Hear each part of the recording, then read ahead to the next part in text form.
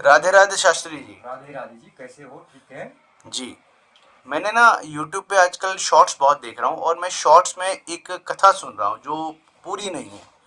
बहुत सी शॉर्ट्स आ रही हैं जिसमें मेरे को जी सुनने को मिलता है कि सुदामा जी ने जी कृष्ण के हिस्से के चने खा लिए थे। जी उनकी ऊपर कुछ कहानी है पर वो यूट्यूब शॉर्ट्स में प्रॉपर पूरी नहीं मिल पा रही है। जी तो कृपया आप मुझे बताइए। जी।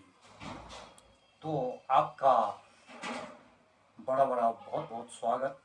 भाग्यो उदयेन बहुजन्म समर्जितेन सतसंग मम च लभेत पुरुषो यदावे। देखो जी, आपने ये बड़ा सुंदर प्रश्न किया है। जब हमारे कई जन्मों के भाग्य उदय होते हैं तो तब हम इन चीज़ों की ओर जाते हैं, सत्संग की ओर जाते हैं, सनातन की ओर जाते हैं, धर्म की ओर जाते हैं, ज्ञान की ओर जाते हैं। बहुत सुंदर प्रश्न है आपका। आइए हम इसको आपका थोड़ा सा सूक्ष्म बता देते हैं कि सुदामा जी ने चने क्यों खाए। क्योंकि कथा है, श्रीमद् भागवत में कथा आती है। एक बार जब भृगु जी गुरुकुल में आए, और गुरुकुल में जब आए तो उन्होंने गुरु माता से प्रश्न किया। हाँ स्टार्ट। जी, अब भृगु जी, अब बात बात आती है कि भृगु जी कौन थे। भृगु जी एक बड़े महातपस्वी थे। वो सबसे ऋषियों में सबसे श्रेष्ठ थे और क्रोधी भी थे, बड़े क्रोधी भी थे। वो इतने क्रोधी थे कि एक बार उन्होंने भगवान शंकर को भी, ब्रह्मा को भी और विष्णु की छाती में लात मार दी। इतने बड़े क्रोधी थे। तो जब भृगु जी का पदार्पण गुरुकुल में हुआ तो माता, गुरु माता से भृगु जी ने कहा कि हे गुरु माता, मैं अब स्नान ध्यान करके आया हूँ, अब आप मुझे जो है कुछ भोजन की व्यवस्था करवाएं। तो गुरुकुल में उस कुछ समय ऐसा आता है, हमारे जीवन में भी आया आता है, सबके ही जीवन में आता है कि उस समय वहाँ पे भोजन के लिए कुछ वो पदार्थ, राशन उपलब्ध नहीं थी।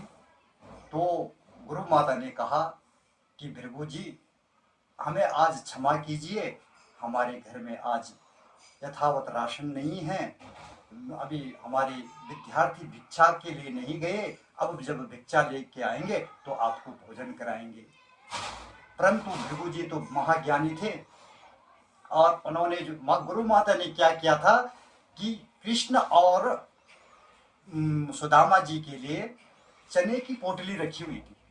जब भृगु जी ने ध्यान लगाया तो ध्यान में भृगु जी ने उस चने की पोटली को देख लिया और भृगु जी ने कहा कि जो इस श्राप दे दिया उस चने को, कि जो इस चने को खाएगा वो जो है दरिद्र हो जाएगा, गरीब हो जाएगा।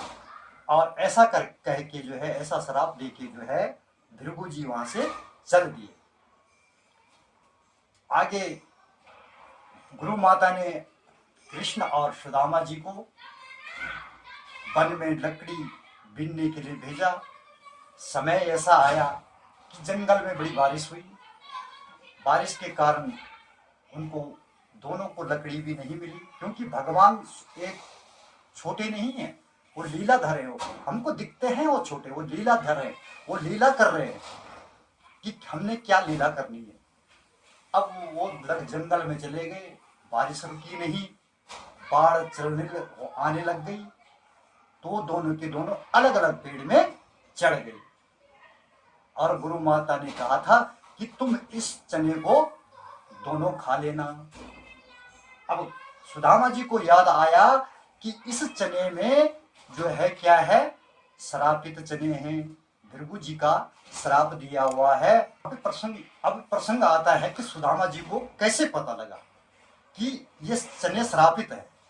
तो सुदामा जी जिस समय भृगु जी ने उनको चनों के ऊपर श्राप दिया था, चनों को श्रापित किया था, तो वहां पे सुदामा जी खड़े थे और सुदामा जी ने जंगल में वो बात याद आ गई कि मैं अपने मित्र को, परम मित्र को, अपने परमात्मा को कैसे दरिद्र होते हुए देख सकूं।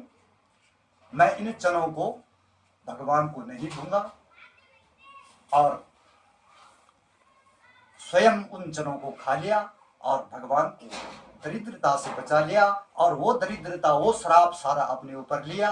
और इस श्राप के कारण भगवान की अनुग्रह कृपा सुदामा के ऊपर रही, और हमेशा जो है सुदामा भगवान का गुणगान और संध्या वंदन ध्यान करते रहते हैं। धन्यवाद शास्त्री जी, बहुत अच्छा आपने समझाया। मैं शॉर्ट्स में ज़रूर देखता था ये छोटी छोटी रीलें, पर मेरे को पता ही नहीं था।